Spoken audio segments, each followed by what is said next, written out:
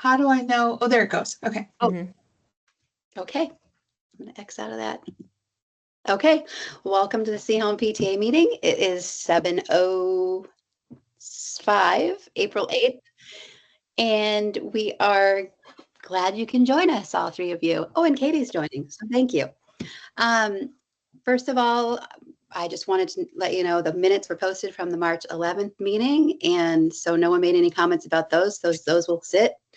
And no e-votes since the last meeting, correct, Elena? Correct. So we're good there.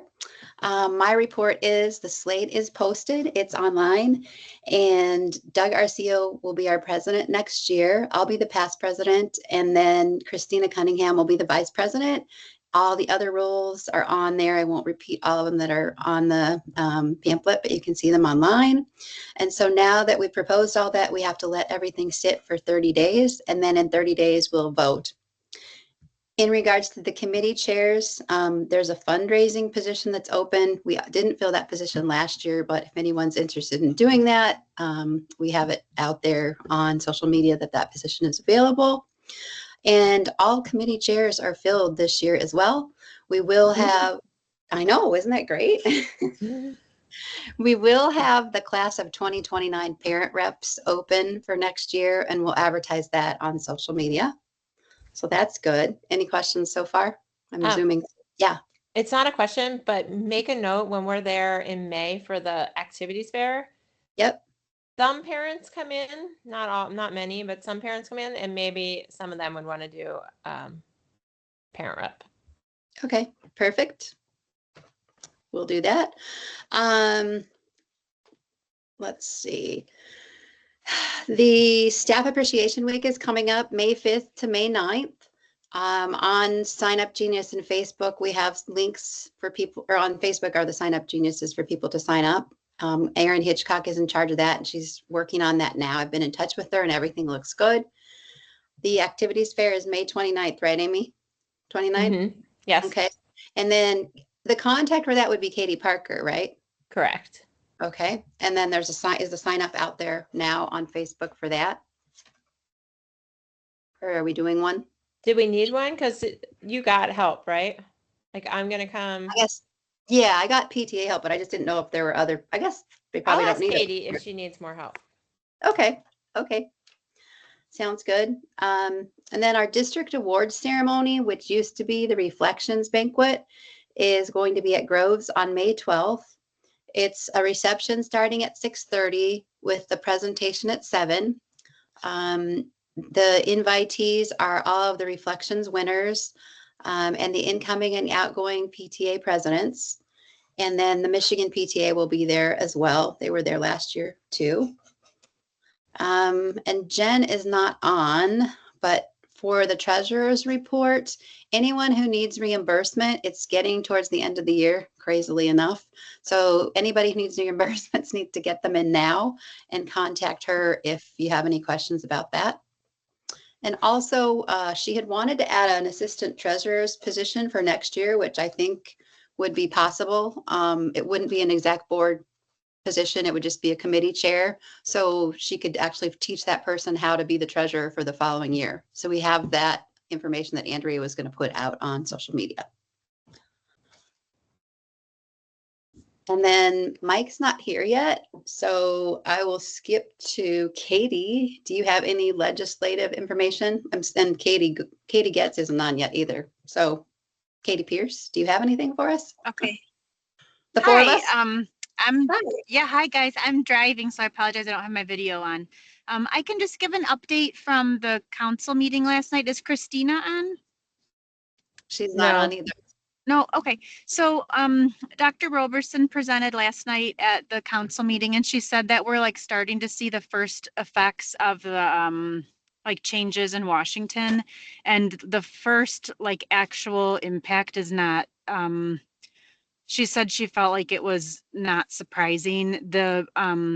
We have a nurse that works for the school district. I guess we only have one, and she was working being paid by a grant from the federal government.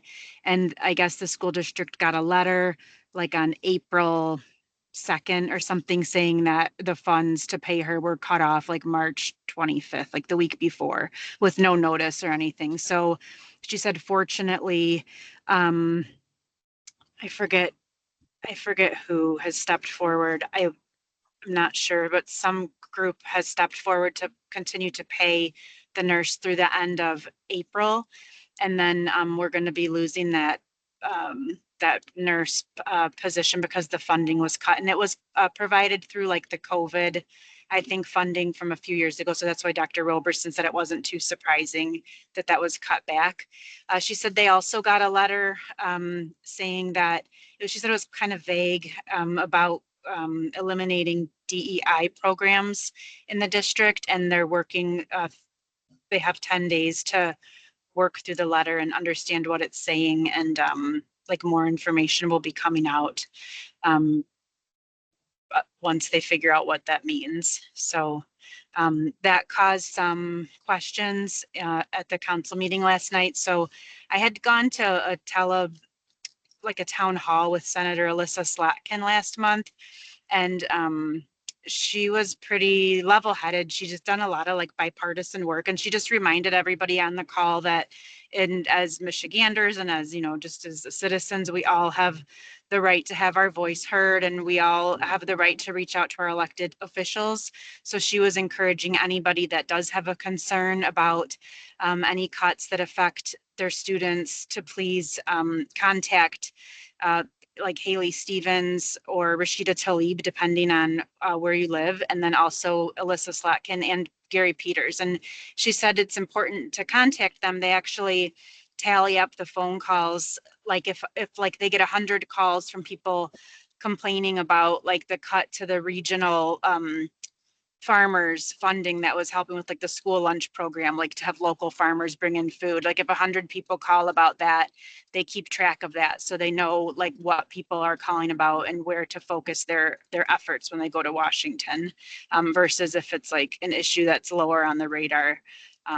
So they want to know personal stories and like how people are being impacted. She said it's really helpful. So I just wanted to pass that along. All of the representatives' phone numbers are easy to get. If you just like Google the like Alyssa Slatkin, you can pull up her Senate website, and it has her number right on there. So that was kind of what we talked about last night. Thank you for that. Appreciate it. Just Yeah, to add sure. a little So if bit, anybody, I'm sorry, if anybody asks like what the PTA is doing, there's no like specific guidance from the Michigan PTA, but again, like everybody as a citizen has the right to reach out to their elected representatives and make their voice heard. Okay. Thank you. Yes, the Interscholastic School District, Oakland ISD, will be paying for the nurse for the rest of April. That is who the organization was.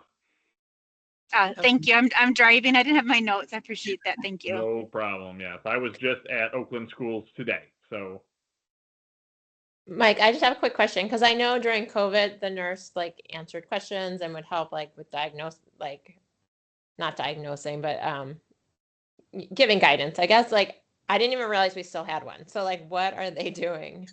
so Miss Denise Bradley is her name. She is doing a lot with like heart health and to make sure we're establishing the state mandated cardiac teams at every school district. She still works with all the school districts to track other infectious diseases. So if we have instances of other diseases that aren't COVID, the state requires us to track such things like measles or mumps, whooping cough. We had a tuberculosis case a couple of years ago, so they work on stuff like that. And they're just general guidance on medical questions. Thanks. And now that you just said that, we're ready for your principal's report. Well, as I was telling somebody today, gone is the quiet of the winter, and now we are full-fledged into the spring. So I have all sorts of things popping up on my calendar, so make sure you keep a lookout for the e-news that comes out every Thursday. The newest thing that was just brought to my attention, we put on the calendar, it's being held at Groves this year, but on Thursday, the 15th of May, is the Senior Art Show. So that's at 4:30 p.m. in the Groves Commons, and that features senior artists from Groves and Seaholm, and we do, for lack of a better word, we do a very similar to like a sports signing ceremony for kids that are going to art school. So, and they get to talk about where they're going and what they hope to pursue, and everything along those same lines. So it is pretty exciting. And then, of course, we have all of our fun senior activities. Spring sports have begun. I can't believe the third quarter is ending soon. So we are about 3/4 of the way through the school year. And, state testing is this week. So tomorrow we have 10th graders and 12th graders. Don't report at all tomorrow. So 10th and 12th graders have no school tomorrow. 9th and 11th graders have one exam, the SAT for the 11th, the PSAT for the 9th, and then they go home. And then Thursday the 10th, we have the ACT work keys for the 11th grade. And then there is the PSAT 10 for the 10th graders. And then the 9th and 12th graders have a late start. And then this Friday the 11th, we have the special needs prom only by invitation. So you should know when that is. And then next, the 16th, is our final M-STEP test for juniors. And then we have all sorts of fun things coming up. The Spanish National Honor Society gets inducted on the 28th of April. We have prom on Friday the 9th. That's also the same day as the undergraduate awards. We have a choir concert on the 15th. The last day for seniors, their clap outs on the 22nd. And then, we have commencement ceremony coming up in June. And then there's lots of different sporting activities and lots of things going on. But yeah, the big things definitely coming up are testing this week and next week, and just all the fun events. The physics class is going to Cedar Point, and we just got a lot of cool stuff going on. Great. Thank you. It's ramping You're up. welcome. Yeah. Well, we joke that the fall is really busy, and then May is the second busiest month. There's just so much going on. So. Yep. Okay. And you kind of covered some of the JUCO things. Katie was going to join us, but apparently she couldn't be here. So, prom is the main thing that I think that they're working on. Is that correct? Yeah, that's a big thing. And Teacher Appreciation Week, they're going to work, I think, with the PTA, hopefully. And yes, but prom is on that Friday the 9th. Yep. And they are definitely, Charity Week was a great success. They raised over $12,000 for Care House. Oh, so great. They did a great job with Charity Week, and we had every student organization, not just Student Congress, but we had all sorts of students organizations working on Charity Week, and they did a really great job. That's awesome. Thanks. Then moving along, Christina couldn't be here this evening, but we do have some funds left from the beginning of the year. And I know, Mike, she was going to reach out to you to talk to you about the one grant possibility. I'm not sure she's had time to do that, but no, I haven't heard from her yet about the auditorium grant. Because we'd be happy to help you. So I'll get her to contact you about that. And then for committee reports, first Fridays, we only have like two staff members left to fill. So we just need a couple donations, and we will have hit the whole staff this year, which is great. Teacher Treats has been filled the whole year. And we'll carry over, if we get extra funding, we'll carry some over for first Fridays for next year. New business also, the senior all-night party. I know they're working diligently, starting to work on that. It's June 8th. 10 p.m. to 3 a.m. again at the Hub. Tickets are $125 now. I'm not sure if they go up in the future or if that's standard from this point on.